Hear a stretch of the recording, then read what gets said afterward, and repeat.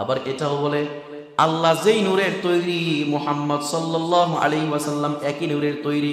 নাউজুবিল্লাহ বাগিয়া। এখন কথা হইল মুহাম্মদ সাল্লাল্লাহু আলাইহি ওয়াসাল্লাম নূরের তৈরি কিনা সেটা পরের ব্যাপার।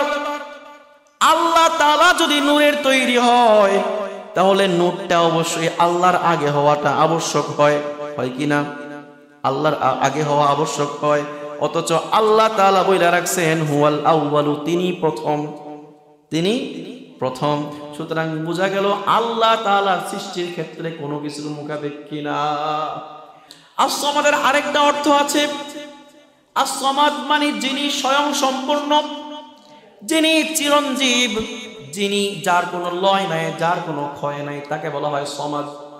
যেমন আল্লাহ তাআলা সূরা বাকারার 255 নম্বর আয়াত, যাকে আমরা আয়াতুল কুরসি নামে চিনি, ওই আয়াতের মধ্যে আল্লাহ তাআলা বলেন আল্লাহু লা ইলাহা ইল্লা হুয়াল হাইয়ুল কাইয়্যুম।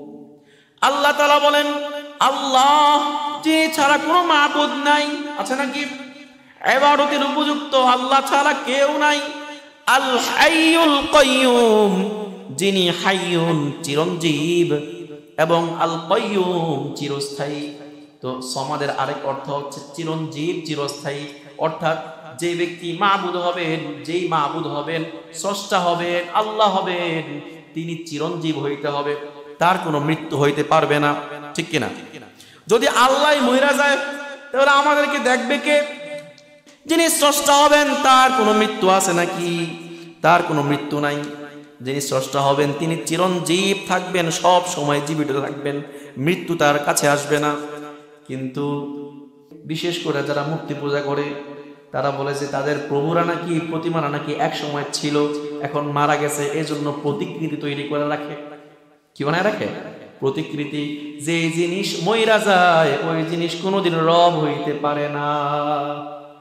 হযরত মুসা আলাইহিস সালাম আল্লাহ তাআলাকে জিজ্ঞেস করলেন, আল্লাহ আপনি তো চিরঞ্জীব, আপনি তো চিরস্থায়ী, আবার আপনি নাকি ঘুমান না, আপনার কি কোনোদিন ঘুমে ধরে না?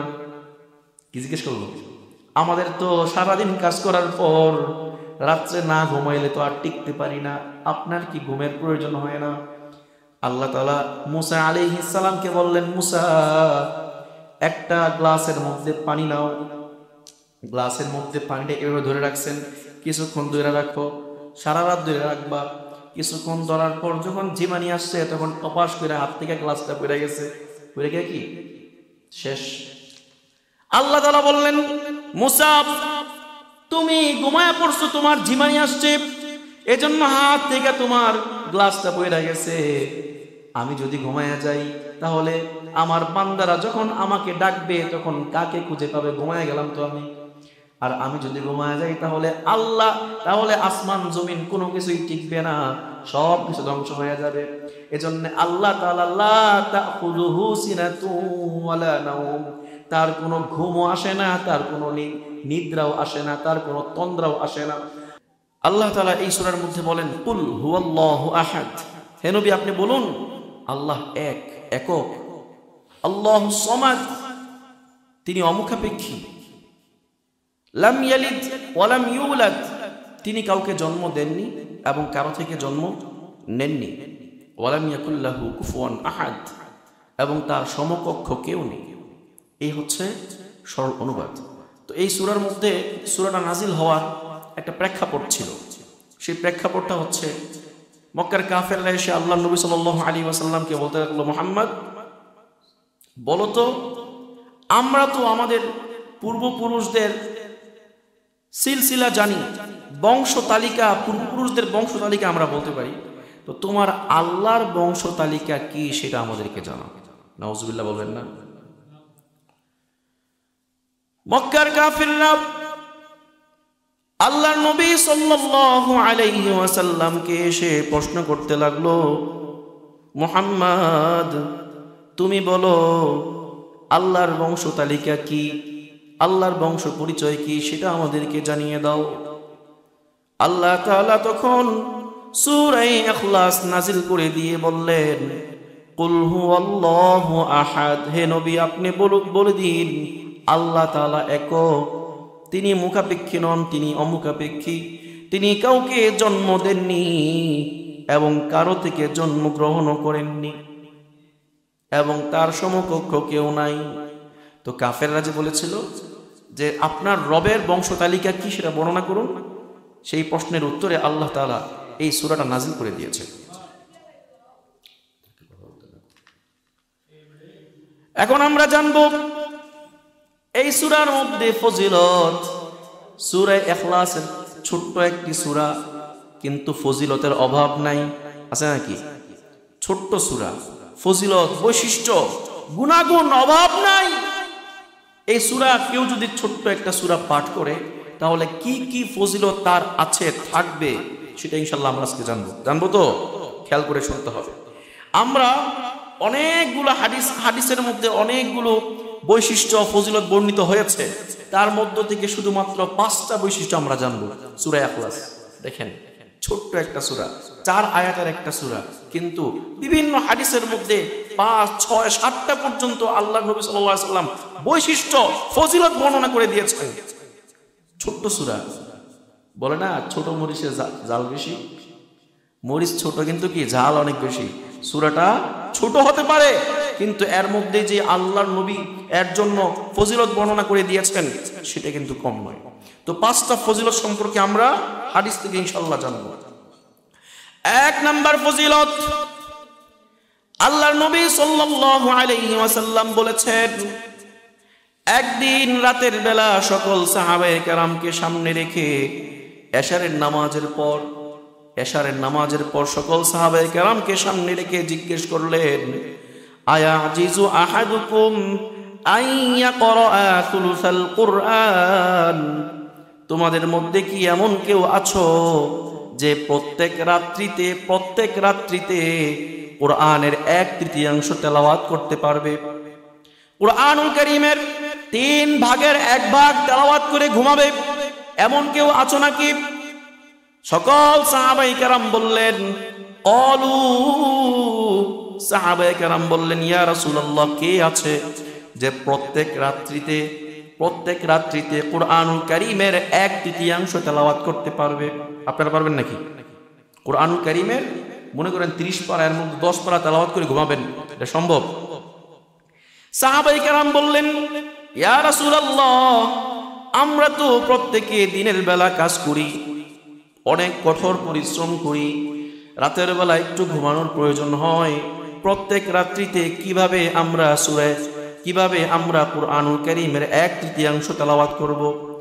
আল্লাহর নবী সাল্লাল্লাহু আলাইহি ওয়াসাল্লাম তখন বললেন, বেশি কষ্ট করতে হবে না, ঝামেলা করতে হবে না, তুমি শুধুমাত্র সূরা ইখলাস তেলাওয়াত করে নিও। আল্লাহ তাআলা সূরা ইখলাসের মধ্যে ইখলাসের বদৌলতে তোমাকে কুরআনুল কারীমের 1/3 তেলাওয়াতের সওয়াব দান করবে। 1/3 তেলাওয়াতের সওয়াব, অর্থাৎ কুরআনুল কারীম 30 পারা, আপনি যদি সূরা ইখলাস তেলাওয়াত করেন তাহলে 10 পারার সওয়াব দান করবেন একবার তেলাওয়াত করলে। আরেকটা হাদিস শোনাই, আল্লাহর নবী সাল্লাল্লাহু আলাইহি ওয়াসাল্লাম একদিন সকল সাহাবায়ে কেরামকে ডাকলেন, বললেন, শোনো, আমি এক্ষুনি তোমাদেরকে কুরআনুল কারীমের 1/3 তেলাওয়াত করে শোনাবো, শোনো। সকল সাহাবায়ে কেরাম আগ্রহ নিয়ে বসলেন, খুব আগ্রহী, আল্লাহর নবী কুরআনুল কারীমের 1/3 শোনাবেন, সবাই আগ্রহ নিয়ে বসে আছে। আল্লাহর নবী সাল্লাল্লাহু আলাইহি ওয়াসাল্লাম তখন শুধুমাত্র সূরা ইখলাস পাঠ করলেন, পাঠ করেই চলে গেলেন, বাসায় চলে গেলেন। সাহাবায়ে কেরাম তো অপেক্ষায় বসে আছেন, আল্লাহর নবীর কাছে বোধহয় কুরআনুল কারীমের আয়াত নাজিল হচ্ছে, ওহী নাজিল হচ্ছে, তাই ঘরে চলে গেছেন। বাকি অংশটুকু আল্লাহর নবী পরে এসে আমাদেরকে শোনাবেন, এই জন্য সাহাবায়ে কেরাম বসে আছেন।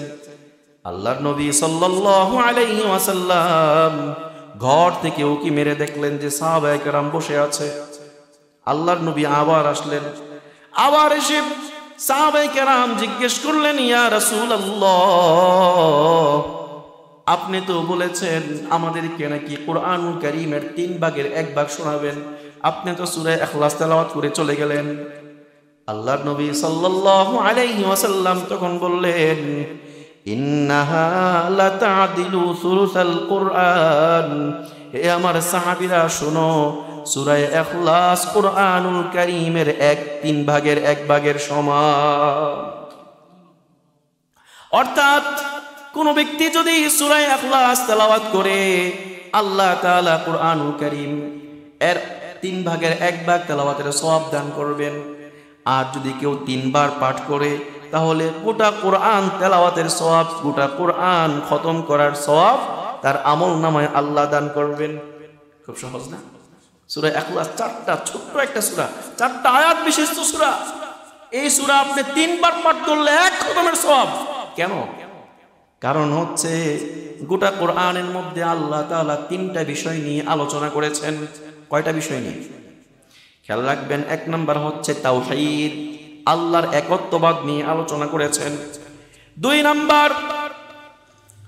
নাম্বার হচ্ছে রিসালাত, আল্লাহর নবীর রিসালাত নিয়ে আলোচনা করেছেন, রাসূল হওয়া নিয়ে আলোচনা করেছেন।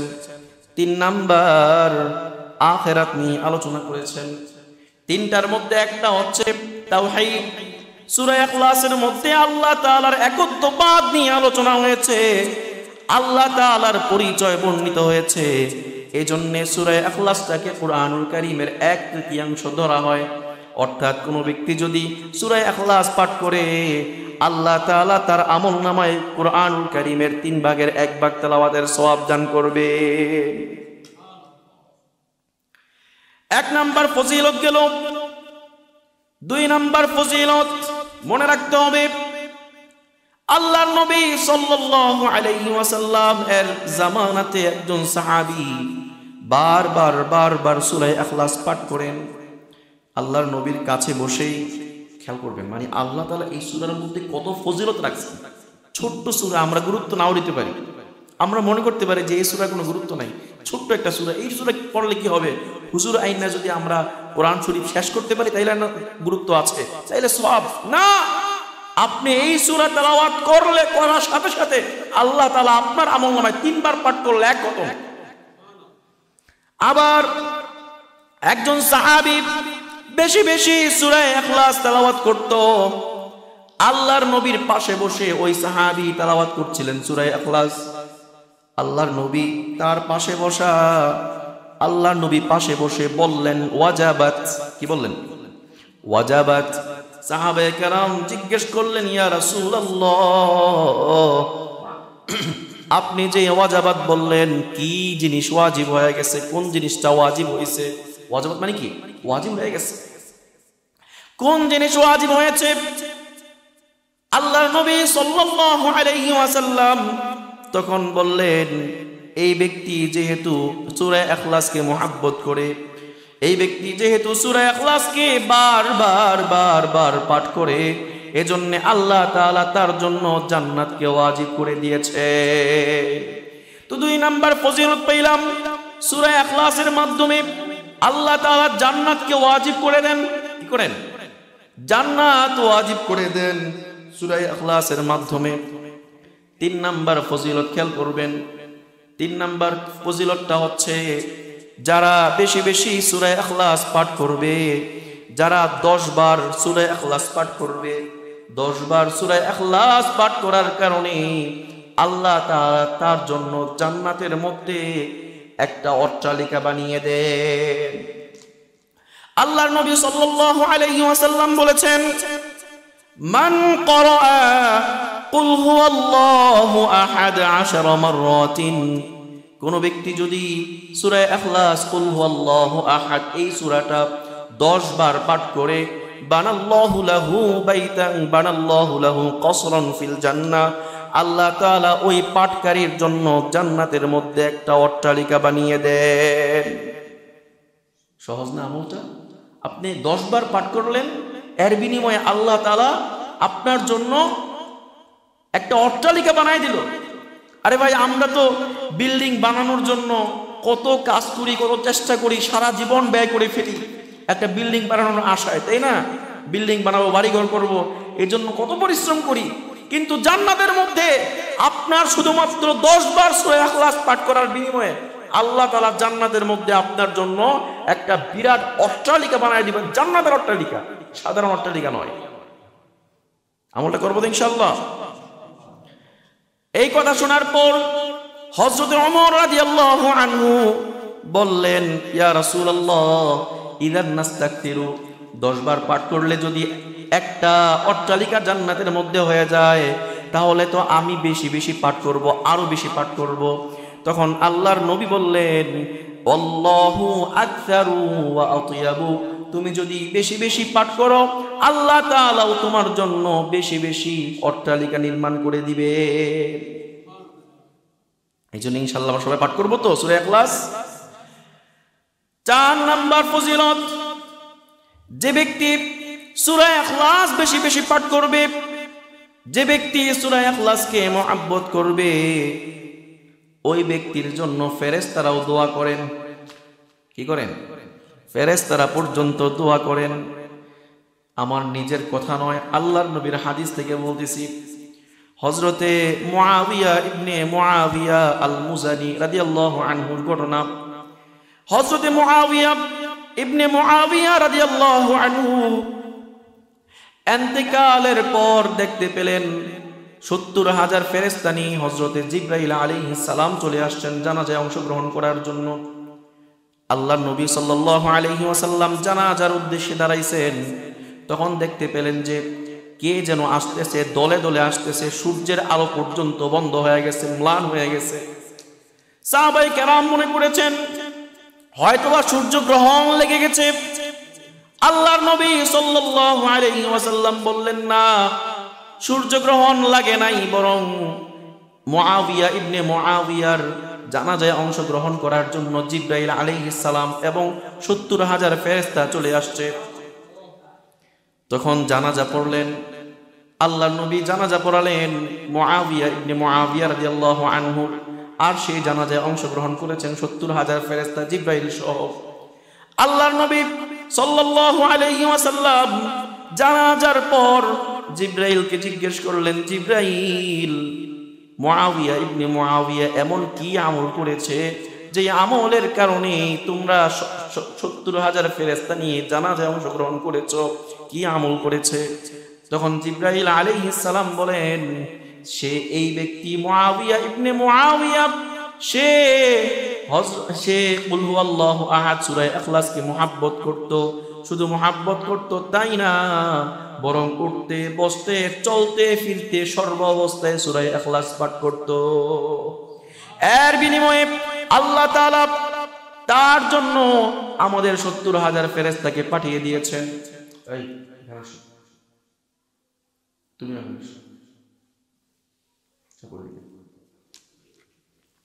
তারপরে আমরা 4 নাম্বার ফজিলত জানলাম। 5 নাম্বার ফজিলত হচ্ছে, যে ব্যক্তি সূরা ইখলাসকে পাঠ করবে এবং সূরা ইখলাসকে মুহাব্বত করবে, আল্লাহ তাআলা ওই ব্যক্তিকে মুহাব্বত করেন। সুবহানাল্লাহ বলবেন না? আল্লাহ তাআলার মুহাব্বত আমাদের জীবনের সবচেয়ে বড় কাম্য। আমরা সব ক্ষেত্রে আল্লাহ তাআলার মুহাব্বত কামনা করি। আমরা তো আল্লাহকে মুহাব্বত করি। যদি আল্লাহ তাআলা আমাদেরকে এক মুহূর্তের জন্য মুহাব্বত করেন, তাহলে জান্নাত অলরেডি রেডি, ঠিক কিনা? আল্লাহ তাআলা যদি আমাদেরকে মুহাব্বত করেন, এর চেয়ে বড় পাওয়া কিছু নাই। সূরা ইখলাসকে যে মুহাব্বত করবে, আল্লাহ তাআলা ওই ব্যক্তিকে মুহাব্বত করবেন। হাদিসে আছে, হাদিসটা হচ্ছে একজন সাহাবী এর নেতৃত্বে আল্লাহর নবী সাল্লাল্লাহু আলাইহি ওয়াসাল্লাম একটা যুদ্ধ বাহিনী পাঠিয়ে দিয়েছেন। যুদ্ধ বাহিনী এর নেতৃত্বে যে থাকে সেই ব্যক্তি বাহিনীর নামাজ আদায় করান। ওই সাহাবী যখন এই নামাজ আদায় করতেন, প্রত্যেক সূরা ফাতিহার পর একটা সূরা মিলানোর পর সূরা ইখলাসটা পাঠ করতেন। সূরা ইখলাস পাঠ করতেন প্রত্যেক রাকাতে। এই ব্যাপারটা নিয়ে সাহাবায়ে কেরাম যখন যুদ্ধের ময়দান থেকে বিজয় লাভের পর ফিরে আসলো, তখন সাহাবায়ে কেরাম আল্লাহর নবীকে জিজ্ঞেস করলেন, ইয়া রাসূলুল্লাহ, আপনি যাকে আমাদের নেতা বানিয়েছেন, ওই ব্যক্তি তো প্রত্যেক রাকাতের মধ্যে সূরা ফাতিহার পর সূরা মিলানোর পর সূরা ইখলাসটা পাঠ করে তারা জিজ্ঞেস করলো, তাদেরকে আল্লাহর নবী জিজ্ঞেস করলেন, লি আইয়ি শাইইন ইয়াসনাউ যালিক, যাও তাকে নিয়ে আসো। তাকে নিয়ে আসা হলো। আল্লাহর নবী তাকে জিজ্ঞেস করলেন, কেন তুমি এই কাজ করো? প্রত্যেক রাকাতের মধ্যে তুমি সূরা ইখলাস কেন পাঠ করো? তখন ওই ব্যক্তি বলল, লিআন্নাহা সিফাতুর রহমান, এই সূরার মধ্যে আল্লাহ তাআলার গুণাবলী আছে, আল্লাহ তাআলার একত্ববাদের কথা আছে। এই জন্য আমি এই সূরাকে বারবার তেলাওয়াত করতে মুহাব্বত করি, পছন্দ করি। আল্লাহর নবী সাল্লাল্লাহু আলাইহি ওয়াসাল্লাম তখন সকলকে লক্ষ্য করে বললেন, আখবিরু আন্নাল্লাহা ইউহিব্বুহু, যেহেতু এই ব্যক্তি সূরা ইখলাসকে মুহাব্বত করে, এই ব্যক্তি যেহেতু সূরা ইখলাসকে পছন্দ করে, এই জন্য পছন্দের কারণে, মুহাব্বতের কারণে আল্লাহ তাআলা ওই ব্যক্তিকে মুহাব্বত করে। সূরা ইখলাস পাঠ করার কারণে, সূরা ইখলাসকে মুহাব্বত করার কারণে আল্লাহ তাআলা যে মুহাব্বত করত তাকে মুহাব্বত করা শুরু করে দিয়েছেন। যাই হোক, আলোচনা প্রসঙ্গে চলে আসলো, আল্লাহ তাআলা কাদেরকে মুহাব্বত করেন? আল্লাহ তাআলা কাদেরকে মুহাব্বত করেন? মুহাব্বতের লক্ষণটা কি জানা দরকার আছে না নাই? মানে কাদেরকে মুহাব্বত করেন, কি চিহ্ন, যে চিহ্ন দেখলে বুঝবো যে আল্লাহ তাআলা ওই ব্যক্তিকে মুহাব্বত করেন, এমন চিহ্ন আছে না? এমন 7টা আলামত আছে, 7টা লক্ষণ আছে। যে 7টা লক্ষণ থাকলে বুঝতে হবে যে আল্লাহ তাআলা তাকে মুহাব্বত করেন। 1 নাম্বার লক্ষণ হচ্ছে, আল্লাহ তাআলা যাকে মুহাব্বত করেন ওই ব্যক্তিকে দুনিয়ার সকল মোহ থেকে দূরে রাখেন। দুনিয়ার মোহে মুক্ত হয়ে ওই ব্যক্তি কখনো আল্লাহকে ভুলে যায় না। ব্যবসা বাণিজ্যের কাজে, অফিস আদালতের কাজে মুক্ত হয়ে নামাজ ভুলে যায় না, আল্লাহকে ভুলে যায় না। আর যে ব্যক্তি আল্লাহকে ভুলে যায় না, সব সময় আল্লাহকে স্মরণ রাখে এবং দুনিয়ার মোহে মত্ত হয়ে যায় না, বুঝতে হবে ওই ব্যক্তিকে আল্লাহ তাআলা মুহাব্বত করে। হাদিসে ইরশাদ হয়েছে, আল্লাহর নবী সাল্লাল্লাহু আলাইহি ওয়াসাল্লাম বলেছেন, ইন্নাল্লাহা ইযা আহাব্বা আবদান হামাহুদ দুনিয়া, যখন আল্লাহ তাআলা কাউকে মুহাব্বত করেন ওই ব্যক্তিকে আল্লাহ তাআলা দুনিয়ার মোহ থেকে মুক্ত রাখেন। কামা ইয়াযিল্লু আহাদুকুম ইয়াহমি সাকিমাহুল মা, তোমরা যেমনি ভাবে কোন অসুস্থ ব্যক্তিকে পানি থেকে দূরে রাখো, ঠিক তেমনি ভাবে আল্লাহ তাআলা যাকে মুহাব্বত করেন তাকে দুনিয়ার মোহ থেকে দূরে রাখে। তো বোঝা গেল, যার ভিতরে দুনিয়ার প্রেম ভালোবাসা নাই, ওই ব্যক্তির অন্তরে আল্লাহর মুহাব্বত আছে। যে ব্যক্তিকে আল্লাহ মুহাব্বত করেন ওই ব্যক্তিকে দুনিয়ার সকল মোহ থেকে, দুনিয়ার ভালোবাসা থেকে দূরে রাখেন। হ্যাঁ, সেই ব্যক্তি জীবন যাপন করবে, কোন রকম জীবন যাপন করবে, আল্লাহ তাআলা যেভাবে চলতে বলেছেন সেভাবেই নিজেকে চালাবে, কিন্তু দুনিয়ার জন্য সব কিছু করবে না। দুনিয়ায় লিপ্ত হয়ে নামাজ ভুলবে না, দুনিয়ায় লিপ্ত হয়ে কোরআন তেলাওয়াত ভুলবে না, দুনিয়ায় লিপ্ত হয়ে আল্লাহর কালাম ভুলে যাবে না। 1 নম্বর লক্ষণ। 2 নম্বর লক্ষণ, আল্লাহ তাআলা যাকে মুহাব্বত করেন, আল্লাহ তাআলা যাকে মুহাব্বত করেন ওই ব্যক্তি সব সময় আল্লাহর নবীর অনুসরণ করবে, আল্লাহর নবীর সুন্নত মোতাবেক নিজের জীবন পরিচালনা করবে। আল্লাহ তাআলা বলেন সূরা আলে ইমরানের মধ্যে, কুল ইন কুনতুম তুহিব্বুনাল্লাহ ফাত্তাবিউনি ইউহিব্বুকুমুল্লাহ।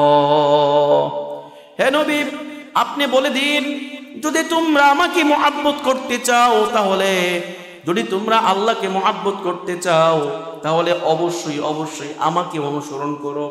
অর্থাৎ আল্লাহ তাআলা আল্লাহর নবীকে বোঝাচ্ছেন, জানায়া দাও, যদি তোমরা আল্লাহকে মুহাব্বত করতে চাও, আল্লাহকে ভালোবাসতে চাও, তাহলে অবশ্যই আমার অনুসরণ করতে হবে, রাসূলের অনুসরণ করতে হবে। যারা রাসূলের পরিপূর্ণ অনুসরণ করে, যারা রাসূলের পরিপূর্ণ অনুকরণ করে, বুঝতে হবে আল্লাহ তাআলাও তাদেরকে মুহাব্বত করেন। ইউহিব্বুকুমুল্লাহ, আল্লাহ তাআলা তোমাদেরকে মুহাব্বত করবেন যদি তোমরা আমার রাসূলের অনুসরণ করো। তো যারা রাসূলের অনুসরণ করে তাদেরকে আল্লাহ মুহাব্বত করেন। শুধু মুহাব্বত করেন তাই না, ওয়া ইয়াগফির লাকুম যুনুবাকুম, পাশাপাশি ওই ব্যক্তির সকল গুনাহ আল্লাহ মাফ করে দেন। সকল গুনাহ কি আল্লাহ তাআলা মাফ করে দেন। তারপরে 3 নাম্বার লক্ষণ হচ্ছে যে ব্যক্তি যাকে আল্লাহ তাআলা মহব্বত করেন তাকে বেশি বেশি বিপদ আপদ দান করবেন। তার একের পর এক বিপদ লেগেই থাকবে। আমরা তো অনেকেই মনে করি, মনে হয় কোনো বিপদ আসলে মনে করি যে আল্লাহ মনে হয় আমার প্রতি সন্তুষ্ট না, আল্লাহ আমাকে পছন্দ করেন না, এই জন্যই আল্লাহ আমাকে এত এত বিপদ একের পর এক লাগায় রাখেন। না, সম্পূর্ণ ভুল ধারণা। বরং আল্লাহ তাআলা যাকে মহব্বত করেন তাকেই বেশি বেশি বিপদ দান করেন। হাদিস থেকে বলছি, আল্লাহর নবী সাল্লাল্লাহু আলাইহি ওয়াসাল্লাম বলেছেন, ইন্না ইযমাল জাযাই মা'a ইযমিল বালা। সবচেয়ে বড় যে প্রতিদান, বড় প্রতিদানটা বড় কষ্টের সাথে, বড় বিপদের সাথে। ইন্নাল্লাহা ইযা আহাব্বা কওমান ইবতালাহুম। আল্লাহ তাআলা যখন কাউকে মহব্বত করেন তখন তাকে বিপদের মধ্যে নিপতিত করেন। একের পর এক বিপদ লেগেই থাকে। আর আমরা মনে করি বিপদ লেগে আছে মানে আল্লাহ তাআলা আমারে পছন্দ করেন না। এটা মনে করি কিনা? মনে করি, ভুল ধারণা। বরং আল্লাহ তাআলা যাকে মহব্বত করেন, যাকে পছন্দ করেন তাকেই বেশি বিপদ দান করেন। কারণ হচ্ছেন আল্লাহ তাআলার সবচেয়ে প্রিয় পাত্র হচ্ছেন নবীগণ। কারা? নবীগণ হচ্ছে সবচেয়ে প্রিয় পাত্র। আর নবীগণের সবচেয়ে বড় বিপদ ছিল, সবচেয়ে বেশি বিপদ ছিল। এজন্য যাদেরকে আল্লাহ মহব্বত করেন তাদেরকে বিপদ দান করেন। 3 নাম্বার লক্ষণ। 4 নাম্বার লক্ষণ, যাদেরকে আল্লাহ তাআলা মহব্বত করেন দুনিয়ার ভালো মানুষেরাও তাদেরকে মহব্বত করবে, খারাপ মানুষেরা অপছন্দ করবে, ভালো মানুষেরা মহব্বত করবে। হাদিস থেকে বলছি, আল্লাহর নবী সাল্লাল্লাহু আলাইহি ওয়াসাল্লাম বলেছেন, ইন্নাল্লাহা ইযা আহাব্বা আবদান নাদা জিবরিল।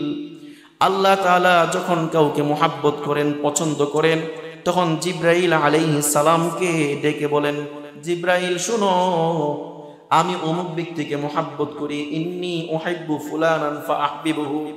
আমি অমুক ব্যক্তিকে মহব্বত করি, তুমিও তাকে মহব্বত করো। তখন ফেরেশতা জিবরাইল আলাইহিস সালাম আসমানের মধ্যে যত ফেরেশতা আছে সকল ফেরেশতার মাঝে গিয়ে ঘোষণা করেন, শোনো শোনো, আল্লাহ তাআলা অমুক ব্যক্তিকে মহব্বত করেন, আমিও অমুক ব্যক্তিকে মহব্বত করি, তোমরাও তাকে মহব্বত করো। তখন আসমানের সকল ফেরেশতারা তাকে মহব্বত করা শুরু করে দেয়। তারপর আসমানের ফেরেশতারা এসে দুনিয়াতে যারা ভালো মানুষ আছে, ভালো মানুষের কানে কানে এসে বলে দেয়, ইন্নাল্লাহা আহাব্বা ফুলানান, নিশ্চয়ই আল্লাহ তাআলা অমুক ব্যক্তিকে মহব্বত করেন। ফেরেশতা জিবরাইলও মহব্বত করে, আমরাও মহব্বত করি, তোমরাও অমুক ব্যক্তিকে মহব্বত করা শুরু করো। তখন দুনিয়ার ভালো মানুষেরা ওই ব্যক্তিকে মহব্বত করে। দুনিয়ার ভালো মানুষেরা যে ব্যক্তিকে মহব্বত করবে বুঝতে হবে যে আল্লাহ তাআলা নিজেও ওই ব্যক্তিকে মহব্বত করেন। এটা হচ্ছে 4 নাম্বার লক্ষণ। 5 নাম্বার লক্ষণ হচ্ছে যখন আল্লাহ তাআলা কাউকে মহব্বত করেন ওই ব্যক্তি সব সময় আল্লাহর সাথে সাক্ষাতের জন্য উদ্গ্রীব হয়ে থাকে, পাগল পারা হয়ে থাকে। কি হয়ে থাকে? পাগল পারা হয়ে থাকে। হাদিসে ইরশাদ হয়েছে, মান আহাব্বা লিকা আল্লাহ আহাব্বাল্লাহু লিকাহু। আল্লাহ যে ব্যক্তি আল্লাহ তাআলা যাকে মহব্বত করেন, যে ব্যক্তি আল্লাহর সাথে সাক্ষাতের উদ্গ্রীব হয়ে থাকে ওই ব্যক্তিকে আল্লাহ মহব্বত করেন। ওই ব্যক্তিকে আল্লাহ মহব্বত করেন, অর্থাৎ সব সময় সে আল্লাহকে দেখতে চাইবে। আমরা কি দেখতে চাই না? আল্লাহকে দেখতে চাই কিনা? আল্লাহকে আমরা সবাই দেখতে চাই। তার মানে আমাদের অন্তরে আল্লাহর মহব্বত আছে, কিন্তু মহব্বতের একটা সীমা আছে। যে ব্যক্তি আল্লাহকে মহব্বত করবে, যাকে আল্লাহ তাআলা যাকে মহব্বত করবে ওই ব্যক্তি আল্লাহকে দেখার জন্য পাগল পারা হয়ে যাবে। একটা হচ্ছে পাগল পারা হওয়া, আরেকটা সাধারণ দেখতে চাওয়া। পার্থক্য আছে না নাই? তো যে ব্যক্তি আল্লাহকে দেখতে চায়, পাগল পারা হয়ে থাকে, ওই ব্যক্তিকে আল্লাহ নিজে মহব্বত করে। আর আল্লাহ তাআলাকে দেখতে পাওয়ার সৌভাগ্য কাদের হবে এটা জানা দরকার আছে না নাই? আল্লাহ তাআলাকে কোন ব্যক্তিরা, কোন লোকেরা দেখতে পাবে? 2 শ্রেণীর লোক। যাদের মাঝে দুইটা গুণ পাওয়া যাবে, ওই সমস্ত ওই দুই শ্রেণীর লোক আল্লাহকে জান্নাতের মধ্যে গিয়ে দেখতে পাবে। এক নাম্বার হচ্ছে আল্লাহ তাআলা কুরআনুল কারীমের সূরা কাফের মধ্যে দুটোটাই বলে দিয়েছেন। আল্লাহ তাআলা বলেন, ফামান কানা ইয়ারজু লিকা রাব্বিহি ফালইআমাল আমালান সলিহা। যে ব্যক্তি আল্লাহকে দেখতে চায়, আল্লাহর সাথে সাক্ষাৎ করতে চায়, সেই ব্যক্তি যেন আমলে সলেহ করে, নেক কাজ করে, নামাজ পড়ে, রোজা রাখে, মা বাবাকে গালিগালাজ না করে, মা বাবার সাথে উত্তম আচরণ করে, অর্থাৎ আল্লাহ তাআলা যেই বিধানগুলো দান করেছেন ওই বিধানগুলো পালন করে। এক নাম্বার গুণ। দুই নাম্বার গুণ হচ্ছে ওয়ালা ইউশরিক লিইবাদাতি রাব্বিহি আহাদা। আল্লাহ তাআলার ইবাদতের ক্ষেত্রে অন্য কাউকে শরীক করে না। যে ব্যক্তি একমাত্র আল্লাহর ইবাদত করবে, দুই নাম্বার গুণ হচ্ছে আল্লাহর ইবাদতের ক্ষেত্রে অন্য কাউকে শরীক করবে না, অন্য কাউকে দেখানোর জন্য ইবাদত করবে না। এমন না যে মানুষ দেখলে নামাজ পড়ে, মানুষ না দেখলে নামাজ পড়ে না। আবার অনেকে আছে মসজিদে ঠিক মতোই আসে, কিন্তু চিন্তা করে যদি আমি মসজিদে না আসি তাহলে মানুষ বলবে কি, বুড়া হয়ে গেছে, এক পা কবরে চলে গেছে, এখনো নামাজ পড়ে না, এখনো সিগারেট টানে। এই জন্য মসজিদে আসে। মানুষের রোষানল থেকে, মানুষের কথা শোনা থেকে বাঁচার জন্য নামাজ আদায় করলো, ওই ব্যক্তির নামাজটাও আল্লাহ তাআলা কবুল করবেন না। ওই ব্যক্তিও যেন আল্লাহর ইবাদতের ক্ষেত্রে অন্য কাউকে শরীক করলো। কারণ হচ্ছে যে ইবাদত একমাত্র আল্লাহর জন্য হওয়া উচিত, আল্লাহকে দেখানোর জন্য হওয়া উচিত, সেই ইবাদত যদি আপনি অন্য কাউকে দেখানোর জন্য করেন তাহলে ইবাদতের ক্ষেত্রে ওই ব্যক্তিকে আপনি আল্লাহর সাথে মিলাইয়া দিলেন, ঠিক কিনা? এজন্যে যে ব্যক্তি আল্লাহর সাথে সাক্ষাৎ করতে লাগবে, এক নাম্বার হচ্ছে আমলে সলেহ করতে হবে। দুই নাম্বার, কখনোই আল্লাহর সাথে ছোট শিরিক বড় শিরিক কোনোটাই করা যাবে না। তারপরে বলতেছিলাম 5 নাম্বার গুণ ছিল যারা আল্লাহর সাথে সাক্ষাৎ করতে চায় তাদেরকে সবসময়, যাদেরকে আল্লাহ তাআলা মুহাব্বত করেন তারা সব সময় আল্লাহর সাথে দেখা করতে, সাক্ষাৎ করতে উদ্গ্রীব হয়ে থাকে। 5 নাম্বার গুণ। আর 6 নাম্বার গুণ হচ্ছে যাকে আল্লাহ তাআলা মুহাব্বত করেন ওই ব্যক্তি আল্লাহর সৃষ্টিজীবকেও মুহাব্বত করবে। আল্লাহর সৃষ্টিজীবকে অহেতুক কষ্ট দিবে না। আল্লাহর সৃষ্টিজীব, পাখি, পশু বা যা কিছু আছে সব কিছু যেখানে যেটা আছে ওখানেই থাকতে দিবে, কষ্ট দিবে না। এমনকি অযথা হত্যা করবে না, অযথা মারধর করবে না। একটা কুকুরের বাচ্চা আসছে, বাড়িতে আসছে দেখেই মারলেন একটা বাড়ি, এটাকে সে কখনোই করবে না। কারণ যে ব্যক্তিকে আল্লাহ মুহাব্বত করেন ওই ব্যক্তির অন্তরে আল্লাহর সৃষ্টিজীবের প্রতি মুহাব্বত থাকবে। কারণ আল্লাহর নবী সাল্লাল্লাহু আলাইহি ওয়াসাল্লাম বলেছেন, আল্লাহর নবী বলেছেন আল খালকু আয়াল্লাহ, সকল সৃষ্টিজীব হচ্ছে আল্লাহর পরিবারভুক্ত, আল্লাহর পরিবারভুক্ত। যে ব্যক্তি আল্লাহর কোন সৃষ্টিজীবকে অহেতুক, অকারণে, অযথা কারণে কোন সৃষ্টিজীবকে কষ্ট দিল, মারলো, হত্যা করলো, দুর্বল মনে করে মেরে ফেললো, ওই ব্যক্তি যেন আল্লাহর পরিবারের একটা সদস্যকে হত্যা করে ফেললো। এজন্যে আল্লাহর কোন সৃষ্টিজীবকে অহেতুক কষ্ট দেওয়া যাবে না। কালকে, আগামীকাল চলে আসতেছে আমাদের কি 31st নাইট। এই নাইটে দেখা যাবে আমরা বাজি ফুটাই, আমরা বিভিন্নভাবে ফানুস জ্বালাই। এর মাধ্যমে বাজি ফুটানোর দ্বারা কিন্তু পাখিরা এবং অন্যান্য পশুরা কষ্ট পায় কিনা? এবং অনেক সময় তারা হার্ট অ্যাটাক করে তারা মারা পর্যন্ত যায়। এজন্য এই কাজ কখনো করা যাবে না। আল্লাহর সৃষ্টিজীবকে কষ্ট দেওয়া যাবে না।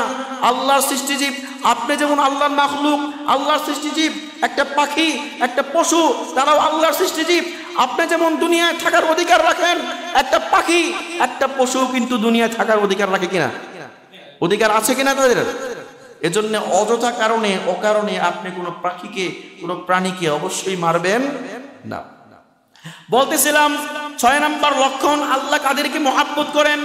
6 নাম্বার লক্ষণ হচ্ছে আল্লাহ তাআলা যাকে মুহাব্বত করবেন ওই ব্যক্তি আল্লাহর সৃষ্টিজীবকে মুহাব্বত করবে। 7 নম্বরে আল্লাহ তাআলা যাকে মহব্বত করেন ওই ব্যক্তি সূরা ইখলাসকে বেশি বেশি মহব্বত করবে।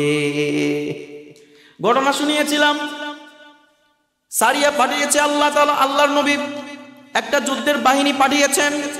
যুদ্ধের বাহিনীতে যে নেতৃত্ব দিচ্ছে, কমান্ডিং দায়িত্বে আছে, ওই ব্যক্তি নামাজ পড়ায় প্রত্যেক সূরা পাঠ, প্রত্যেক রাকাতের মধ্যে কি পড়ে? সূরা ইখলাস পাঠ করে। অন্যান্য সাহাবীরা এসে যুদ্ধ শেষে আল্লাহর নবীকে জিজ্ঞেস করলেন, ইয়া রাসূলুল্লাহ, এই ব্যক্তি প্রত্যেক রাকাতের মধ্যে সূরা ফাতিহা এবং অন্য একটা সূরা মিলানোর পরে সূরা ইখলাসটা পাঠ করে, তার ব্যাপারে আপনার বক্তব্য কি? আল্লাহর নবী সাল্লাল্লাহু আলাইহি ওয়াসাল্লাম তাকে ডেকে পাঠালেন, নিয়ে আসলেন। আয়েশা অন্যান্য সাহাবীদেরকে বলতেছেন, তাকে প্রথমে জিজ্ঞেস করতেছেন, লিআইয়ি শাইইন ইয়াসনাউ যালিকা, এই কাজটা তুমি কেন করো? সাহাবী বললেন, লিআন্নাহা সিফাতুর রহমান, এই সূরার মধ্যে আল্লাহ তাআলার সিফাত বর্ণিত হয়েছে, আল্লাহ তাআলার গুণাবলী বর্ণিত হয়েছে, আল্লাহ তাআলার একত্ববাদ বর্ণিত হয়েছে। এজন্য আমি বেশি বেশি পাঠ করতে পছন্দ করি, এজন্য আমি কোন রাকাতের মধ্যেই সূরা ইখলাস ছাড়ি না। আল্লাহর নবী সাল্লাল্লাহু আলাইহি ওয়াসাল্লাম তখন বললেন, জেনে রাখো, আখবিরুহু আন্নাল্লাহা ইউহিব্বুহু, তুমি যেহেতু এই সূরাকে মহব্বত করো, এজন্য আল্লাহ তাআলাও তোমাকে মহব্বত করে। তো পাইলাম কি 7টা লক্ষণ। এই লক্ষণগুলো যদি কারোর মধ্যে দেখা যায় তাহলে বুঝতে হবে যে আল্লাহ তাআলা ওই ব্যক্তিকে মহব্বত করেন। যাই হোক, তা আমরা এতক্ষণ পর্যন্ত জানলাম এই সূরার ফজিলত কি কি। কয়টা ফজিলত পাইলাম আমরা? মোট 5টা ফজিলত পাইলাম। এখন আমরা সূরার তাফসীরের দিকে যাই। এই সূরার মধ্যে আল্লাহ তাআলা যে বিষয়গুলো আলোচনা করেছেন খেয়াল করে শুনতে হবে। মূলত আল্লাহ তাআলার ইখলাস নিয়ে আলোচনা হয়েছে, আল্লাহ তাআলার তাওহীদ নিয়ে, একত্ববাদ নিয়ে আলোচনা হয়েছে। এই সূরার মধ্যে একনিষ্ঠভাবে একমাত্র আল্লাহকেই মানতে হবে, আল্লাহকেই বিশ্বাস করতে হবে, সেই বিষয়টাই আলোচনা হয়েছে। এজন্য এই সূরার নাম হয়ে গেছে কি? সূরাতুল ইখলাস, একনিষ্ঠভাবে আল্লাহকে মানার সূরা। দেখেন, এই সূরার মধ্যে মূলত আল্লাহ তাআলার গুণাবলী আলোচনা হয়েছে, স্রষ্টার গুণাবলী, মাবুদের গুণাবলী, যার ইবাদত করা হবে তার গুণাবলী। যদি কোনো ব্যক্তির মাঝে বা কোনো যে স্রষ্টা হবেন, যিনি মাবুদ হবেন, তার মধ্যে 4টা গুণ অবশ্যই থাকতে হবে। কয়টা গুণ? 4টা গুণ যার মধ্যে থাকবে তিনি অবশ্যই মাবুদ। এই 4টা গুণের মধ্যে একটা গুণ যদি কম থাকে, ওই ব্যক্তি কোনোদিন, ওই সত্তা কোনোদিন মাবুদ হতে পারে না। এই 4টা গুণের 4টা গুণ আল্লাহ তাআলা এই সূরার মধ্যে আলোচনা করেছেন। অর্থাৎ মাবুদ কে, ইবাদতের উপযুক্ত কে, তার পরিচয় আল্লাহ তাআলা সূরা ইখলাসের মধ্যে তুলে ধরেছেন। এজন্য এই সূরা ইখলাস কুরআনুল কারীমের 1/3 সমান। কিভাবে আলোচনা করেছেন প্রত্যেকটা আলোচনা আমি ব্যাখ্যা সহকারে বলছি। যে ব্যক্তি বা যে স্রষ্টা হবেন, যিনি মাবুদ হবেন, অবশ্যই তার মধ্যে কয়টা গুণ থাকতে হবে? 4টা গুণ খেয়াল করে শুনতে হবে। 1 নাম্বার গুণ হচ্ছে, যিনি মাবুদ হবেন তিনি একক হবেন, তার সাথে অন্য কেউ শরীক থাকবে না। তিনি কি হবেন? তিনি একক হবেন, তার সাথে আরেকজন থাকবে না। আল্লাহ তাআলা সূরা ইখলাসের মধ্যে প্রথম আয়াতের মধ্যে আল্লাহ তাআলা যে একক তা আলোচনা করেছেন। আল্লাহ তাআলা বলেন, কুল হুয়াল্লাহু আহাদ, হে নবী আপনি বলুন আল্লাহ তাআলা একক। আল্লাহ কি? আল্লাহ তাআলা কিন্তু এখানে আহাদ বলেছেন, ওয়াহিদ বলেন নাই। আহাদের কোনো দ্বিবচন নাই, বহুবচন নাই। ওয়াহিদের দ্বিবচন আছে, বহুবচন আছে। ওয়াহিদ মানে এক, আর তার 2 আছে, কি আছে? কিন্তু এককের কোনো দ্বিবচন নাই, বহুবচন নাই। ওয়াহিদ তো এক। ওয়াহিদ মানে কি?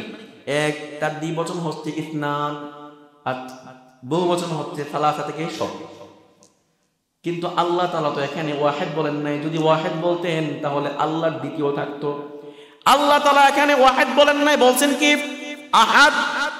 আহাদ মানে একক, যার আগেও কিছু নাই, যার পরেও কিছু নাই। হুয়াল আউয়ালু ওয়াল আখিরু ওয়াজ যাহিরু ওয়াল বাতিন। আল্লাহ তাআলা হচ্ছেন শুরু, তার শুরুতে কিছু নাই।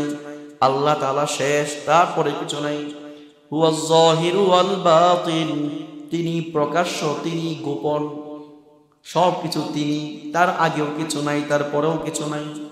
আল্লাহ তাআলা একক, এককের পরেও দ্বিতীয় নাই, আল্লাহ তাআলার আগেও কেউ নাই।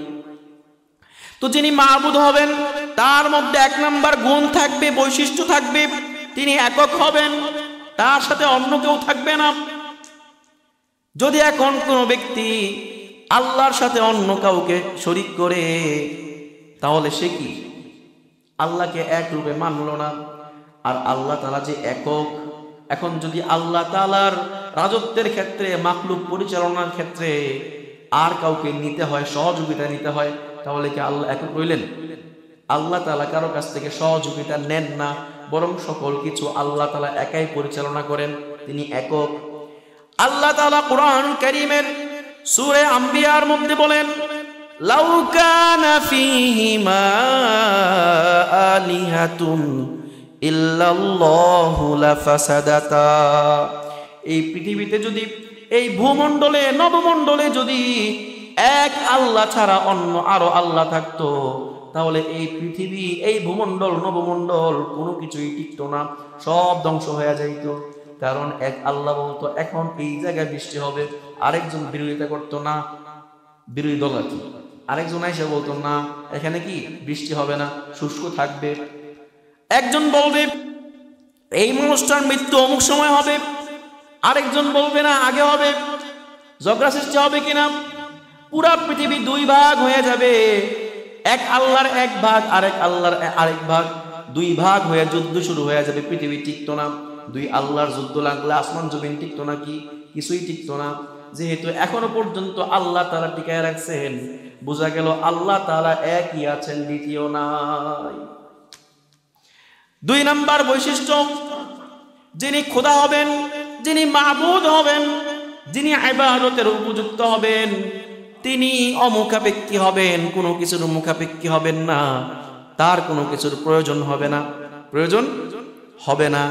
যার প্রয়োজন হয় তিনি কখনো মাবুদ হতে পারেন না। তো আল্লাহ তাআলার কি কোনো কিছু প্রয়োজন আছে নাকি? আল্লাহ তাআলা যে পুরা দুনিয়া মহাবিশ্ব পরিচালনা করছেন, মহাবিশ্ব পরিচালনার ক্ষেত্রে কারো কোনো সহযোগিতা নেওয়া লাগে না, কারো কোনো প্রয়োজন হয় না। আল্লাহ তাআলা কি না মুখাপেক্ষী না। আল্লাহ তাআলার খাবারের কোনো প্রয়োজন হয় না। আল্লাহ তাআলার সৃষ্টির ক্ষেত্রে কোনো বস্তুর প্রয়োজন আল্লাহর নাই, ঠিক কিনা?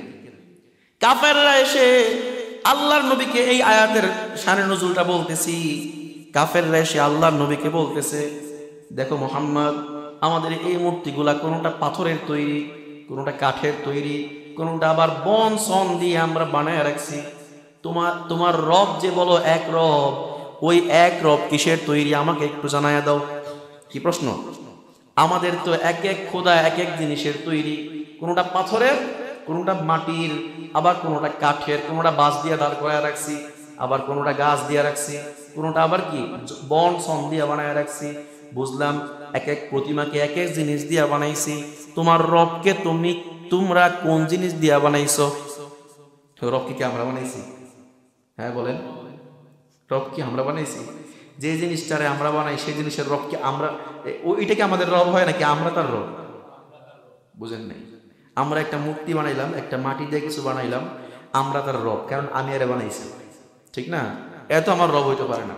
তো হিন্দুরা অথবা যে কোনো ধর্মের যারা মূর্তি পূজা করে, মূর্তি বানায় নিজ হাতে, দরকার ছিল এই মূর্তি যাকে বানানো হয়েছে, এই মূর্তি মানুষের ইবাদত করবে, কারণ মূর্তির স্রষ্টাকে মানুষ। উল্টা হয়ে গেছে, মানে মনে হয় যে মাথার গিলু, মাথার ভিতরে যে ব্রেনটা আছে, মস্তিষ্ক আছে, এই মস্তিষ্ক আর মাথায় নেয়, সব পেটে চলে আসছে, আর হজম হয় আর বের হয়ে যায়। অবস্থাটা এমন মনে হয়, ঠিক না? কারণ কি, আমরা যদি মূর্তি বানায় থাকি, যে জিনিসকে আমরা বানাইছি ওই জিনিসের স্রষ্টাকে হবে, আমরা হব। আর যেহেতু আল্লাহ আমাদেরকে বানাইছেন, এজন্য আল্লাহ আমাদের স্রষ্টা, আমরা সৃষ্টি, ঠিক না? কিন্তু মক্কার কাফেররা এসে বলতেছে, মুহাম্মদ, আমরা তো বিভিন্ন মূর্তিগুলা বিভিন্ন জিনিস দিয়া বানাই, বিভিন্ন বস্তুর মাধ্যমে তৈরি করে থাকি, তোমার রবকে তোমরা কি জিনিস দিয়া বানাইছো, অথবা তোমার রব কি জিনিসের সৃষ্টি? আল্লাহ তাআলা তখন দ্বিতীয় আয়াত নাজিল করে বলেন আল্লাহুস সামাদ, তিনি অমুখাপেক্ষী, তিনি সৃষ্টির ক্ষেত্রে কোনো কিছুর মুখাপেক্ষী না। সৃষ্টির ক্ষেত্রে কোনো ইট বালু সিমেন্টের প্রয়োজন নাই। আল্লাহর আকৃতি সৃষ্টি করার জন্য কি রূপার সৃষ্টি আছে নাকি? রূপা দিয়ে আল্লাহ তৈরি হয়েছে নাকি? আল্লাহ কি স্বর্ণ দিয়ে তৈরি হয়েছে নাকি? আল্লাহ কি পাথরের তৈরি নাকি? কোনো জিনিসের তৈরি না। আল্লাহ তাআলা কোনো জিনিসের তৈরি হবেন কেমনে? দেখেন, আল্লাহ তো শুরুতে, আল্লাহ কি সবার আগে? বুঝেন নাই? আল্লাহ সব কিছুর প্রথমে শুরুতে। এখন যদি আল্লাহ তাআলা কোনো জিনিসের সৃষ্টি হয়, ওই জিনিসটা আগে হওয়াটা আবশ্যক হয়ে যায়। বুঝেন নাই? আমরা বিল্ডিং বানাইছি মনে করেন ইট বালু সিমেন্ট দিয়া। ইট বালু সিমেন্টটা আগে আছে, তারপরে ইট বালু সিমেন্ট কাজে লাগাই আমরা বিল্ডিং বানাই ফেলছি। এইটা বানাইছি, আগে লোহা ছিল, কাঁচা লোহার মাধ্যমে আমরা এটা বানাই ফেলছি। অ্যাসেস ছিল, ঠিক না? অ্যাসেস ছিল, অ্যাসেস থেকে এই জিনিসটা হয়েছে। ঠিক তেমনি ভাবে আল্লাহ তাআলা তো সর্বপ্রথম, আল্লাহর আগে কোনো কিছু নাই। এখন যদি আল্লাহ তাআলাকে কোনো কিছু দিয়া বানাইতে হয়, তাহলে তো আল্লাহ তাআলার ওই জিনিসটা আল্লাহর আগে হওয়া আবশ্যক। অথচ আল্লাহ বলছেন হুয়াল আউয়াল, তিনি প্রথম। তিনি কি প্রথম? হুয়াল আউয়াল, তিনি প্রথম, তার আগে কোনো কিছু নাই। এখন আমাদের দেশের একটা সমাজ, একটা গোষ্ঠী আছে যারা বলে যে আল্লাহ নূরের তৈরি। নাউজুবিল্লাহ বলেন। তারা বলে যে আল্লাহ নাকি নূরের তৈরি। আবার এটাও বলে আল্লাহ যেই নূরের তৈরি, মুহাম্মদ সাল্লাল্লাহু আলাইহি ওয়াসাল্লাম একই নূরের তৈরি। নাউজুবিল্লাহ বাগিয়া। এখন কথা হইল মুহাম্মদ সাল্লাল্লাহু আলাইহি ওয়াসাল্লাম নূরের তৈরি কিনা সেটা পরের ব্যাপার। আল্লাহ তাআলা যদি নূরের তৈরি হয়, তাহলে নূরটা অবশ্যই আল্লাহর আগে হওয়াটা আবশ্যক হয় কিনা? আল্লাহর আগে হওয়া আবশ্যক হয়। অথচ আল্লাহ তাআলা বইলা রাখছেন হুয়াল আউয়ালু, তিনি প্রথম, তিনি প্রথম। সুতরাং বোঝা গেল আল্লাহ তাআলার সৃষ্টির ক্ষেত্রে কোনো কিছুর মুখাপেক্ষী না। স্বর্ণের মুখাপেক্ষী না, রূপার মুখাপেক্ষী না। আল্লাহ তাআলা মাটির মুখাপেক্ষী না। মাটি দিয়ে আল্লাহ তৈরি হন নাই, এমনকি আল্লাহ তাআলা নূর দিয়েও তৈরি হন নাই। কি দিয়ে আল্লাহ তৈরি হয়েছেন, অথবা আল্লাহ কি জিনিস, এটা আল্লাহই ভালো জানেন। এই বিষয়ে আমাদের কথা বলার দরকার নাই। বলতেছিলাম আল্লাহ তাআলা যিনি আল্লাহ হবেন, যিনি স্রষ্টা হবেন, তার মধ্যে চারটা গুণ থাকতে হবে। এক নাম্বার ছিল তিনি একক হবেন, তার কোনো দ্বিতীয় থাকবে না। আল্লাহ একক, আল্লাহর কোনো দ্বিতীয় নাই। দুই নাম্বার গুণ, যিনি মাবুদ হবেন, যিনি আল্লাহ হবেন, তিনি অন্য কোনো কিছুর প্রতি মুখাপেক্ষী হবেন না, মানুষের মুখাপেক্ষীও হবেন না। তার পরিচালনার ক্ষেত্রে অন্য কারো সহযোগিতা নেওয়ার প্রয়োজন নাই। আছে নাকি? কিন্তু আমাদের সমাজে একটা দল আছে যারা বলে যে আল্লাহ তাআলা দুনিয়াতে কিছু কুতুব আছে, কুতুবদেরকে দুনিয়া পরিচালনার দায়িত্ব দিয়ে রাখছেন। নাউজুবিল্লাহ। এখন যদি বলা হয় যে আল্লাহ তাআলা এদেরকে দুনিয়া পরিচালনার দায়িত্ব দিয়ে রাখেন, তাহলে তো আল্লাহ তাআলার সাথে আল্লাহ তাআলা অন্য কারো সহযোগিতা নিল। অথচ আল্লাহ তাআলা সবকিছু অমুখাপেক্ষী, সবকিছু থেকে কি অমুখাপেক্ষী। আল্লাহুস সামাদ। আস-সামাদের আরেকটা অর্থ আছে। আস-সামাদ মানে যিনি স্বয়ং সম্পূর্ণ, যিনি চিরঞ্জীব, যিনি যার কোনো লয় নাই, যার কোনো ক্ষয় নাই, তাকে বলা হয় সামাদ। যেমন আল্লাহ তাআলা সূরা বাকারার 255 নম্বর আয়াত, যাকে আমরা আয়াতুল কুরসি নামে চিনি, ওই আয়াতের মধ্যে আল্লাহ তাআলা বলেন আল্লাহু লা ইলাহা ইল্লা হুয়াল হাইয়ুল কাইয়্যুম। আল্লাহ তাআলা বলেন আল্লাহ, যে ছাড়া কোনো মাবুদ নাই। আছে নাকি? ইবাদতের উপযুক্ত আল্লাহ ছাড়া কেউ নাই। আল হাইয়ুল কাইয়্যুম, যিনি হাইয়ুন চিরঞ্জীব, এবং আল কাইয়্যুম চিরস্থায়ী। তো সমাদের আরেক অর্থ হচ্ছে চিরঞ্জীব, চিরস্থায়ী। অর্থাৎ যে ব্যক্তি মাবুদ হবেন, যেই মাবুদ হবেন, স্রষ্টা হবেন, আল্লাহ হবেন, তিনি চিরঞ্জীব হইতে হবে, তার কোনো মৃত্যু হইতে পারবে না। ঠিক কিনা? যদি আল্লাহ মইরা যায়, তাহলে আমাদেরকে দেখবে কে? ঠিক কিনা? কথা বলবেন। আল্লাহ যদি মইরা যায়, তাহলে আমাদেরকে দেখবে কে? যিনি স্রষ্টা হবেন, তার কোনো মৃত্যু আছে নাকি? তার কোনো মৃত্যু নাই। যিনি স্রষ্টা হবেন তিনি চিরঞ্জীব থাকবেন, সব সময় জীবিত থাকবেন, মৃত্যু তার কাছে আসবে না। কিন্তু এখন আমাদের ধর্ম ছাড়া অন্য যারা ধর্ম আছে, বিশেষ করে যারা মূর্তি পূজা করে, তারা বলে যে তাদের প্রভুরা নাকি, প্রতিমারা নাকি এক সময় ছিল, এখন মারা গেছে, এজন্য প্রতিকৃতি তৈরি করে রাখে। কি বানায় রাখে? প্রতিকৃতি। যে জিনিস মইরা যায় ওই জিনিস কোনোদিন রব হইতে পারে না। হযরতে মুসা আলাইহিস সালাম আল্লাহ তাআলাকে জিজ্ঞেস করলেন, আল্লাহ আপনি তো চিরঞ্জীব, আপনি তো চিরস্থায়ী, আবার আপনি নাকি ঘুমান না, আপনার কি কোনোদিন ঘুমে ধরে না? কি জিজ্ঞেস করলো? আমাদের তো সারাদিন কাজ করার পর রাত্রে না ঘুমাইলে তো আর টিকতে পারি না, আপনার কি ঘুমের প্রয়োজন হয় না? আল্লাহ তাআলা মুসা আলাইহিস সালামকে বললেন, মুসা একটা গ্লাসের মধ্যে পানি নাও, গ্লাসের মধ্যে পানিটা এভাবে ধরে রাখছেন, কিছুক্ষণ ধরে রাখো, সারা রাত ধরে রাখবা। কিছুক্ষণ ধরার পর যখন ঝিমানি আসছে তখন টপাস করে হাত থেকে গ্লাসটা পড়ে গেছে, পড়ে গিয়ে কি শেষ। আল্লাহ তাআলা বললেন, মুসা তুমি ঘুমায়া পড়ছো, তোমার ঝিমানি আসছে, এজন্য হাত থেকে তোমার গ্লাসটা পড়ে গেছে। আমি যদি ঘুমায়া যাই তাহলে আমার বান্দারা যখন আমাকে ডাকবে তখন কাকে খুঁজে পাবে? ঘুমায়া গেলাম তো আমি। আর আমি যদি ঘুমায়া যাই তাহলে আসমান জমিন কোনো কিছুই টিকবে না, সব কিছু ধ্বংস হয়ে যাবে। এজন্য আল্লাহ তাআলা লা তাখুযুহু সিনাতুন ওয়ালা নাওম, তার কোনো ঘুমও আসে না, তার কোনো নিদ্রাও আসে না, তার কোনো তন্দ্রাও আসে না। আল্লাহ তাআলা চিরঞ্জীব, আর তার কোনো লয় নাই, ক্ষয় নাই। সমাদ এর অর্থ, সমাদের অর্থ কি? চিরঞ্জীব, যার কোনো লয় নাই, ক্ষয় নাই। আবার সমাদের আরেক অর্থ হচ্ছে যে তিনি অমুখাপেক্ষী, কোনো কিছুর প্রতি তার মুখাপেক্ষিতা নাই, প্রয়োজন হয় না। যিনি স্রষ্টা হবেন, মাবুদ হবেন, তার মধ্যে 3 নাম্বার গুণ থাকবে, তিনি কোনো সন্তান নিতে পারবেন না। কি বলেন? তিনি কোনো, তার সন্তানের প্রয়োজন হবে না। সন্তানের প্রয়োজনটা কেন হয়? আমরা সন্তান নেই যাতে করে বৃদ্ধ বয়সে এসে যখন কাজকর্ম করতে পারবো না তখন যেন এই সন্তানরা আমাদের সহযোগিতায় কাজে আসে, ঠিক না? কিন্তু আল্লাহ তাআলা কি বুড়া হয়ে যাবেন নাকি? আল্লাহ তাআলার বৃদ্ধতা আছে নাকি? বার্ধক্য নাই। আল্লাহ তাআলার মৃত্যু নাই, আল্লাহ তাআলার বার্ধক্য নাই। এজন্য আল্লাহ তাআলার কোনো সন্তানের প্রয়োজন নাই এবং আল্লাহ তাআলার কোনো স্ত্রীর প্রয়োজন নাই। মক্কার কাফেররা জঘন্যতম আকীদা পোষণ করত। তারা বলতো যে ফেরেশতারা হচ্ছে আল্লাহ তাআলার কন্যা, নাউজুবিল্লাহ, আল্লাহ তাআলার কন্যা বলতো। আল্লাহ তাআলা আশ্চর্য হয়ে বললেন, আক্ষেপ করে বলতে লাগলেন, বান্দারা তোমাদের কোনো কন্যা সন্তান হইলে সেই সন্তানকে তোমরা মাটিতে পুঁতে রাখো। তখনকার মানুষরা কি কন্যা সন্তান হইলে লজ্জাবোধ করত, কি হইল, এর দিয়ে কি হবে। অনেক সময় এমন লোক ছিল যারা সন্তানদেরকে কন্যা সন্তান হইলে জীবিত পুঁতে রাখতো, এমন ঘটনা অনেক আছে, বহু আছে।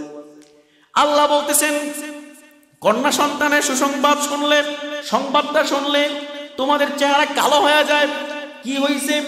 এর দিয়ে কেন কোনো কাজ হবে না?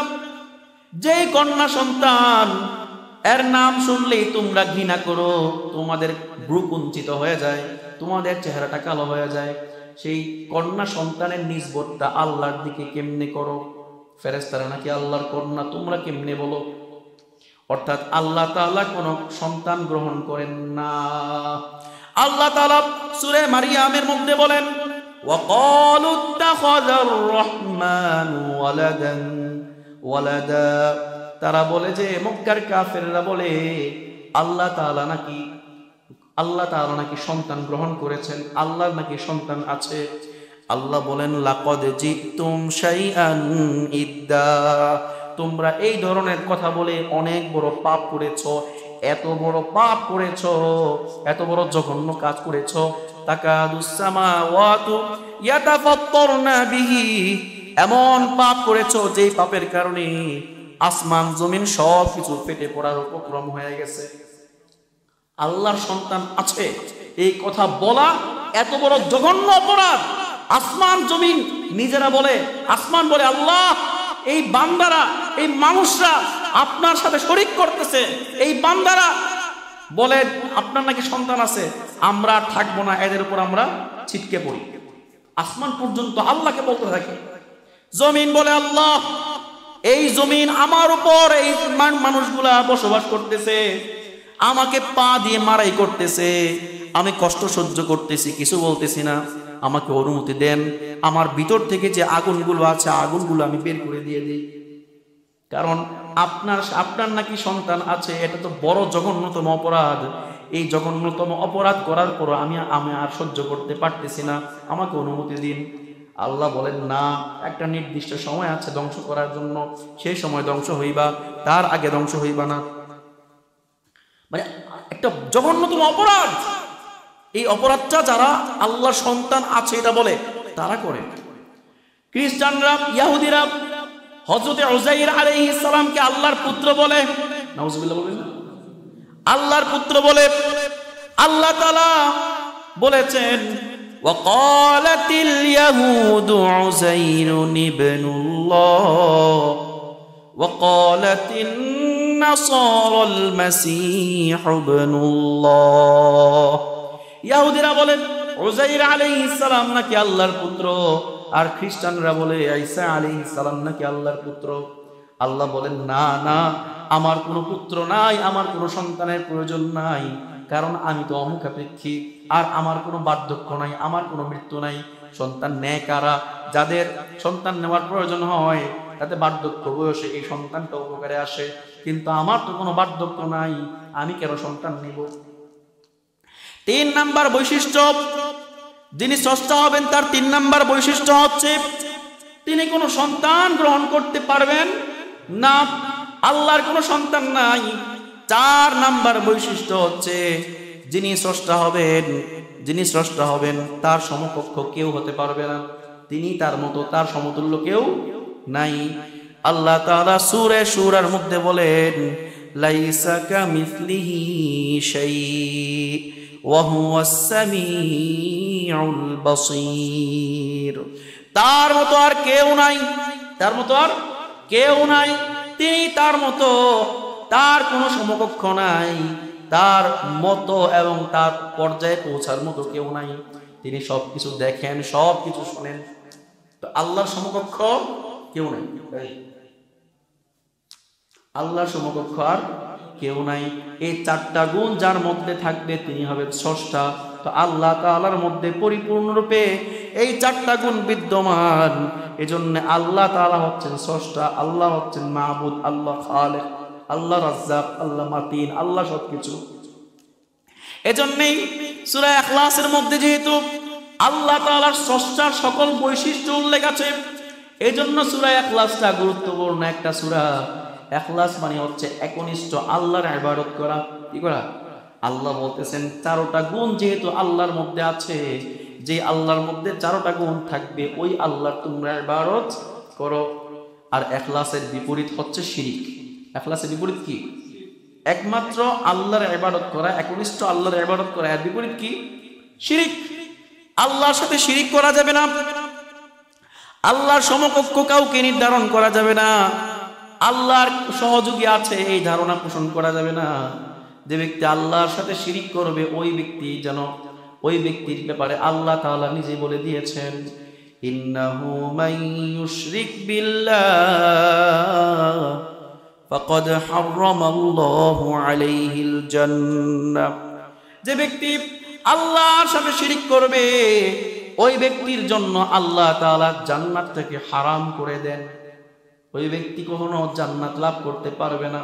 যে ব্যক্তি শিরিক করবে ওই ব্যক্তি কোনোদিন আল্লাহর জান্নাতে প্রবেশ করবে না। আল্লাহ তাআলা বলেন, ওয়া মান ইউশরিক বিল্লাহ, আল্লাহ তাআলা অন্যত্র বলেন, ইন্নাশ শিরকা লাযুলমুন আযীম, নিশ্চয়ই শিরিক অনেক বড় জুলুম। আল্লাহ তাআলা যে আল্লাহ সৃষ্টি করেছেন, যে আল্লাহ সব কিছু পরিচালনা করেন, যে আল্লাহ আমাদেরকে রিজিক দান করছেন, যে আল্লাহ আমাদের জন্য এই পৃথিবীটাকে থাকার ব্যবস্থা করে দিয়েছেন, উপযুক্ত বানিয়ে দিয়েছেন, ওই আল্লাহর সাথে অন্য কাউকে শরীক করা মহাপাপ। পাপ কিনা? মহাপাপ। এজন্যে আল্লাহর নবী বলেছে, আল্লাহ তাআলা বলেছেন শিরিক হচ্ছে বড় জুলুম, বড় পাপ। শুধু তাই নয়, আল্লাহ তাআলা আল্লাহর নবীকে লক্ষ্য করে বলতেছেন, লা ইন আশরাকতা লা ইয়াহবাতান্না আমালুকা। হে নবী, আপনি নবী হওয়া সত্ত্বেও যদি শিরিক করেন তাহলে আল্লাহ তাআলা আপনার সকল আমল বাতিল করে দিবে। সকল আমল বাদ হয়ে যাবে, কোনো আমল টিকবে না। এমনকি আপনি হয়ে যাবেন লাতাকুনান্না মিনাল খাসিরিন, আর আপনি হয়ে যাবেন ক্ষতিগ্রস্তদের অন্তর্ভুক্ত জাহান্নামী। আল্লাহ নবীকে কড়া কড়া বলতেছেন, হে নবী, আপনি নবী হওয়া সত্ত্বেও যদি আল্লাহর সাথে শিরক করেন, খেয়াল রাখেন আপনার নবুয়ত টিকবে না, আপনার কোনো আমল টিকবে না, আপনি হয়ে যাবেন ক্ষতিগ্রস্তদের অন্তর্ভুক্ত, আপনি হয়ে যাবেন জাহান্নামীদের অন্তর্ভুক্ত। কঠিন কথা আল্লাহ তাআলা বলেছেন শিরকের ক্ষেত্রে। শিরক থেকে বাঁচতে হবে, একমাত্র একনিষ্ঠ আল্লাহকেই মানতে হবে। যাই হোক, আমরা দীর্ঘক্ষণ পর্যন্ত আলোচনা শুনে আসছিলাম, আলোচনা করে আসছি।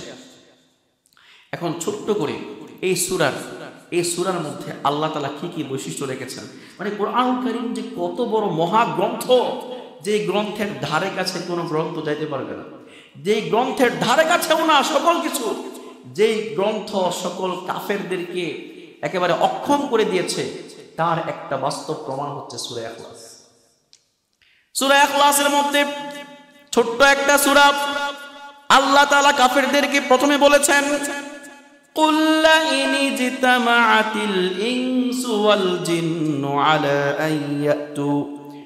আল্লাহ তাআলা কাফেরদেরকে, মক্কার কাফেরদেরকে চ্যালেঞ্জ ছুড়ে বলেছেন, হে মক্কার কাফেররা, তোমাদের মধ্যে তো অনেক বড় বড় নোবেল বিজয়ী আছে, তোমাদের মধ্যে তো অনেক বড় বড় সাহিত্যিক আছে, তোমাদের মধ্যে অনেক বড় আর্টিকেল লিখতে পারে এবং অনেক বড় কবি আছে।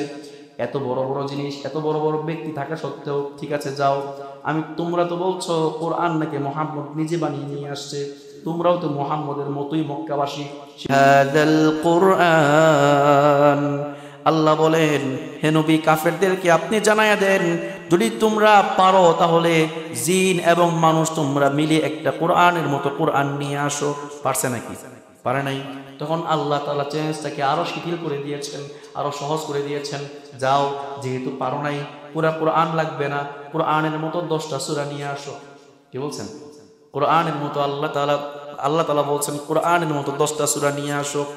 আল্লাহ তাআলা বলেন, কুল ফাতু বিআশরি সুওয়ারিম মিসলিহি মুফতারায়াতিন, তোমরা পারলে কোরআনুল কারীমের মতো 10টা সূরা বানায় নিয়ে আসো। আল্লাহ তাআলা কিছুদিন দেখলেন যে কেউ বানায় নিয়ে আসতে পারতেছে না, আনতেছে না, তখন আল্লাহ তাআলা এই চ্যালেঞ্জটাকে আরো সহজ করে দিয়ে বললেন, 10টা লাগবে না, মাত্র একটা সূরা নিয়ে আসো। কয়টা? আল্লাহ তাআলা সূরা ইউনূসের মধ্যে বলেন, কুল ফাতু বিসূরাতিন মিসলিহি, তোমরা যাদেরকে দরকার সবাইকে নিয়ে পারলে কোরআনুল কারীমের মতো একটা সূরা বানায় নিয়ে আসো। আনতে পারছে? কেউ কোনোদিন কোনো সূরা বানানোর সাহস করে নাই। কেন করে নাই? তার বাস্তব প্রমাণ হচ্ছে সূরা ইখলাস। আমরা যদি শুধুমাত্র ইখলাস থেকে প্রমাণ দেই তাহলে আপনারা বুঝতে পারবেন কেন কাফেররা কোরআনুল কারীমের কোন সূরার মতো সূরা বানায় নিয়ে আসতে পারে নাই। আপনারা যদি সূরা ইখলাস পাঠ করেন তাহলে দেখতে পাবেন সূরা ইখলাসের মধ্যে মোট অক্ষর সংখ্যা হচ্ছে 46টা। কয়টা? অক্ষর সংখ্যা 46টা। 47টা অক্ষর সংখ্যা কয়টা? 47টা। আমরা যদি সূরা ইখলাসের দিকে তাকাই তাহলে দেখতে পাই সূরা ইখলাসের মধ্যে শুধুমাত্র একটা জের আছে। সূরা ইখলাসের মধ্যে জের সংখ্যা কয়টা? একটা মাত্র জের। এই একটা জের কোন দিকে? কুল হুয়াল্লাহু আহাদ আল্লাহুস সামাদ লাম ইয়ালিদ। এই লিদের জায়গায় শুধু জের আছে। যদি আমরা জের থেকে আগের দিকে টানি তাহলে আমরা 23টা অক্ষর পাই। কয়টা অক্ষর? জেরের আগে আছে কয়টা? 23টা অক্ষর। আর জেরের পরে আছে 23টা অক্ষর। 23 মাঝখানে ডিভাইড করে দিছে জেরটা এসে। কি বুঝলেন এখান থেকে? এই জেরের মধ্যে আলোচনা কি? সন্তান জন্ম নিয়ে আলোচনা। আল্লাহ কাউকে জন্ম দেন নাই, কাউকে কারো থেকে জন্ম গ্রহণ করেন নাই। জেরটা এসে 2 ভাগ করে দিয়েছে। হ্যাঁ, দুই ভাগ করে দিয়েছে। এর মানে হচ্ছে আল্লাহ বুঝাচ্ছেন 23 মানুষ সৃষ্টির জন্য পুরুষের শুক্রাণু এবং মহিলার ডিম্বাণুর প্রয়োজন হয়। মহিলার ডিম্বাণুর মধ্যে আছে 23টা ক্রোমোজোম সংখ্যা, পুরুষের শুক্রাণুর মধ্যে আছে 23টা ক্রোমোজোম সংখ্যা। কয়টা? পুরুষের শুক্রাণুর মধ্যে 23টা ক্রোমোজোম, আর নারীর ডিম্বাণুর মধ্যে 23টা ক্রোমোজোম। এই 23টা মোট 46টা যখন একত্র হয় তখন একটা বাচ্চা তৈরি হয়, ঠিক কিনা? কিন্তু আল্লাহ তাআলা মাঝখানে ইয়ালিদ বইলা মাঝখানে একটা জের আনছেন, জের আইনা দুইটাকে ভাগ করে দিয়া বলতেছেন, দেখো এই দুইটা একত্র হওয়ার সুযোগ নাই, বরং ডিভাইড করে দিলাম। 23টা 43টা একত্র হবে না, আর একত্র না হওয়ার কারণে সন্তান হওয়ার কোনো প্রশ্নই আসে না। বোঝা গেল আল্লাহর কোনো সন্তান নাই, আল্লাহ কাউকে জন্ম দেন না, কারো থেকে জন্ম নেন না। মানে আল্লাহর ক্ষেত্রে এই ক্রোমোজোম সংখ্যা 23টা, নারীর শুক্রাণু, নারীর ডিম্বাণু আর পুরুষের শুক্রাণু 23টা ক্রোমোজোম, এটা মিলার কোনো চান্স নাই, যেহেতু মাঝখানে ডিভাইড হয়ে গেছে। আর না মিলার কারণে আল্লাহর কোনো সন্তান কারো থেকে জন্ম নেন নাই এবং কাউকে জন্ম দেন নাই। আবার আমরা যদি শব্দ সংখ্যা খেয়াল করি তাহলে আমরা ইয়ালিদ পর্যন্ত আগে 7টা শব্দ দেখতে পাই, আর ইয়ালিদের পরেও 7টা শব্দ দেখতে পাই। শব্দ কয়টা? 7টা করে দেখতে পাই। যেমন কুল হুয়াল্লাহু আহাদ, আল্লাহুস সামাদ, লাম, ইয়ালিদ পর্যন্ত। লাম পর্যন্ত কয়টা? 7টা। আমরা ইয়ালিদ থেকে যদি ধরি ওয়ালাম ইউলাদ ওয়ালাম ইয়াকুন লাহু কুফুয়ান আহাদ, 7টা 2 দিকে মাঝখানে ইয়ালিদ। আয়েশা বুঝাচ্ছেন মানুষের সৃষ্টির ধাপ, মানুষের জন্য 7টা ধাপ আছে সৃষ্টির। প্রথম ধাপে তৈরি হয় মাটি থেকে, তারপরে আসে নুতফা শুক্রাণু, তারপরে আসে আলাক মানে কি রক্তপিণ্ড, তারপরে মুদগা গোস্তপিণ্ড, তারপরে লাহাম, সেটা কি হয় আবার পরিপূর্ণ গোস্ত দিয়ে ভরে, তারপরে ইদগাম একটার সাথে আরেকটা মিলিত হয় পরিপূর্ণরূপে, তারপরে ইনসান 7ম নাম্বারে স্তরে হয় মানুষ। তো মানুষ সৃষ্টির জন্য কয়টা স্তর হয়? 7টা স্তর। আল্লাহ তাআলা এই সূরার মধ্যে বুঝাচ্ছেন যেহেতু 7টা স্তরের প্রয়োজন হয়, আর মাঝখানে আল্লাহ তাআলা ইয়ালিদ বইলা ডিভাইড করে দিয়েছেন। আর সুতরাং বোঝা গেল আল্লাহর সৃষ্টির ক্ষেত্রে আল্লাহ নিজে সৃষ্টি হয়েছেন কারো থেকে, অথবা কাউকে জন্ম দিয়েছেন। এই ক্ষেত্রে আল্লাহর জন্মের জন্য কোনো স্তর নাই, আল্লাহ কারো থেকে জন্ম দেন নাই এবং আল্লাহ কারো থেকে জন্ম নেন নাই এবং কাউকে জন্ম দেনও নাই, বুঝিয়ে দিয়েছে। এটা হয়তো অনেকে বুঝেন নাই। যাই হোক, না বুঝলে না, যারা বুঝছেন তারা অবশ্যই বুঝতে পারছেন। যাই হোক, দীর্ঘক্ষণ পর্যন্ত আলোচনা হলো, যা কিছু বলা হলো, আল্লাহ তাআলা আমাদের সকলকে বিষয়গুলো বোঝার, আমল করার